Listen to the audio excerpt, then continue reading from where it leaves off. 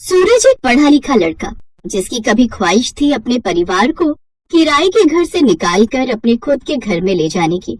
इसी कोशिश में वो दिन रात मेहनत करता था, पर उसे और उसके हंसते खेलते परिवार को न जाने किसकी बुरी नजर लग गई कि सूरज और उसका पूरा परिवार पिछले 2 सालों से जेल में अपनी जिंदगी काट रहा है। सूरज, तुम्हारी वजह से आज जेल की लाइब्रेरी में फिर से कैदियों ने आना जाना शुरू कर दिया है, वरना ये सब कैदी तो सारा दिन बस जेल में गुंडागर्दी ही करते रहते थे। मजाल है कि कोई पढ़ाई भी कर ले। सर, मैं तो बस यही चाहता हूँ कि जब तक इस जेल में मैं और मेरा परिवार है, हम सब किसी न किसी काम में ही अपना ध्यान लगाएंगे ताकि हम इस बात को भूल जाएं कि हम जेल में हैं। तुम और तुम्हारा परिवार सचमुच इन सब कैदियों के लिए मिसाल है। तुम्हारी माताजी जेल की रसोई में पूरा सहयोग देती हैं। तुम्हारे पिता भी जेल में कोई ना कोई काम करते ही रहते हैं। सूरज, एक बात पूछूं? जी पूछिए जेलर साहब। सूरज, तुम और तुम्हारे परिवार को देखकर बिल्कुल भी यकीन नहीं होता कि तुम्हारे घर से पुलिस को 2 नंबर का माल बरामद हो सकता है। वैसे हुआ क्या था उस दिन? जेलर साहब, शायद उस दिन हमारी किस्मत खराब थी जो हमने अपने मकान मालिक पर विश्वास कर लिया। उस रात बहुत तेज बारिश और तूफान था। मैं काम से घर लौटा ही था। सूरज बेटा, खाना खा ले, आजा, तेरे पापा बुला रहे हैं। हाँ आया माँ, 1 सेकंड, दरवाजे पर कोई है। इस समय कौन होगा? मैंने दरवाजा खोला तो सामने मकान मालिक खड़ा था। अरे सूरज बेटा, सोए तो नहीं ना? नहीं अंकल, आइए ना, बस खाना ही खाने लगे थे। अच्छा अच्छा, आइए किशोरी लाल जी, खाना तैयार है।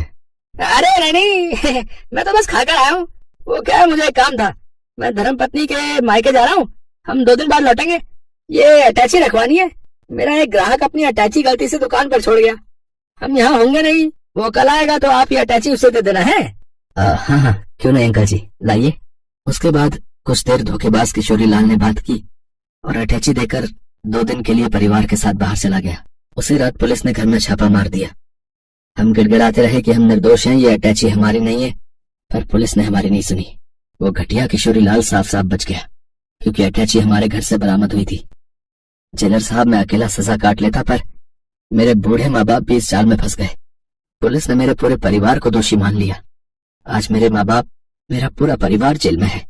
चिंता मत करो सूरज, एक न एक दिन किशोरी लाल को उसके किए की सजा जरूर मिलेगी। बस सबूत पुलिस को मिल जाए तो तुम और तुम्हारा परिवार यहाँ से जल्द बाहर चला जाएगा। सूरज की आंखों में आंसू आ जाते हैं जब वो अपने माता पिता को निर्दोष होते हुए भी दोषियों की तरह सजा काटते देखता है तो उसकी आंखें भर आती हैं। सूरज की माँ जिन औरतों के साथ जेल में रहती है, वहाँ एक माँ और बेटी भी बंद है और वो भी बिना किसी दोष के सजा काट रही है। अचानक उस औरत की तबीयत खराब हो जाती है। जेल के डॉक्टर को दिखाया जाता है, पर इनके पास अब ज्यादा समय नहीं है। इनकी बीमारी बरसों पुरानी है जिसका अब कोई इलाज नहीं। सॉरी। मेरी गीता का ख्याल कौन रखेगा? इस जेल से निकलने के बाद मेरी बच्ची अनाथ हो जाएगी। माँ, तुम्हें कुछ नहीं होगा माँ, कुछ ही महीनों की तो बात है, फिर हम इस जेल की कैद से बाहर निकल जाएंगे। नहीं गीता, मेरे पास अब ज्यादा समय नहीं है। सुशीला बहन, इस जेल में मैंने हमेशा तुम्हें अपना माना है। मेरी बेटी गीता का ख्याल रखोगी ना? इसे हमेशा अपने साथ रखना। हो सके तो मेरी बच्ची को अपनी बहू बना लो। चिंता मत करो गायत्री, अब से गीता हमारे घर की बहू है। हम यही जेल में इसी समय सूरज और गीता की शादी करवाएंगे। मेरे इस फैसले से तुझे तो कोई आपत्ति नहीं है? नहीं माँ, मुझे कोई आपत्ति नहीं है। मैं जानता हूँ गायत्री आंटी और गीता भी हमारी तरह बदनसीबी से इस जेल की सजा काट रहे। गायत्री आंटी ने अपनी जान बचाने के लिए आज से 15 साल पहले अपने पति को मारा था, पर वो एक हादसा था।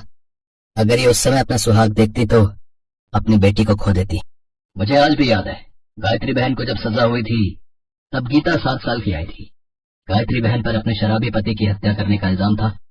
उस समय गायत्री बहन ने अपनी बेटी को साथ रखने की अपील की थी। बेचारी दोनों माँ बेटी तभी से चुपचाप इस जेल में दिन काट रही हैं। मैंने सब सुन लिया है सूरज बेटा, तुम्हारी और गीता की शादी जेल में धूमधाम से होगी।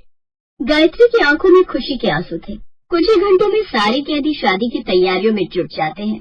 उसी शाम सूरज और गीता की शादी संपन्न हो जाती है। सूरज और गीता सबका आशीर्वाद लेते हैं। गायत्री के हाथ अपनी बेटी और दामाद को आशीर्वाद देने के लिए उठे थे और आशीर्वाद देते हुए ही गायत्री की गर्दन एक तरफ लुढ़क गई। गायत्री दुनिया को छोड़कर चली गई। पता तो था कि जाना है उसने, पर माँ तो माँ होती है। चुप हो जा बेटी, आज से मैं तेरी माँ हूँ। चुप हो जा। चलो शांति से इस दुनिया से गई, वरना बेटी की चिंता में उसकी सांसें अटकी हुई थी। अरे बहुत बड़ा दिल है सूरज का और उसके परिवार का। आज इनकी वजह से गीता को ससुराल मिल गया, वरना बेचारी का इस दुनिया में कोई नहीं है भैया। गायत्री का अंतिम संस्कार किया जाता है। अब माँ के जाने के बाद गीता का ससुराल जेल था। वो अपनी सास के साथ रहने लगी। सुशीला भी गीता का बहुत ख्याल रखती थी। गीता, ये ले बेटी, पता नहीं आज भूख नहीं है, मेरी एक रोटी तू खा ले। पर माँ जी, आपने तो सुबह भी कुछ नहीं खाया था। ठीक है, तो फिर आधी आधी मिलकर खाएंगे। दोनों सास बहू की आंखों में आंसू आ जाते हैं। तभी लेडी जेलर आ जाती है। गीता, तुम्हें जेलर साहब ने बुलाया है। मुझे? गीता घबरा जाती है। अब वो हिम्मत रखकर जेलर के पास जाती है। गीता, तुम्हारी माँ इस दुनिया में नहीं है। तुम माँ के बिना नहीं रहना चाहती थी, इसीलिए बचपन से आज तक तुम इस जेल में रही, पर अब तुम इस जेल में नहीं रह सकती। तुम्हें अब जेल से जाना होगा, पीछे से यही ऑर्डर है। पर जेलर साहब, मैं बाहर कैसे जा सकती हूँ? मेरी ससुराल इसी जेल में है। मैं अपने पति और ससुराल वालों को जेल में छोड़कर कैसे जाऊंगी? तभी सूरज और उसकी फैमिली आ जाती है। गीता, तुम बाहर जाओगी, मैं चाहता हूँ तुम जाओ। तुम्हें अपनी जिंदगी इस जेल की चार दीवारी में नहीं बितानी चाहिए। पर यहाँ आप हो, माँ जी, बाबूजी, आप सबके बिना मैं बाहर अकेली कैसे रहूंगी? क्या करूंगी?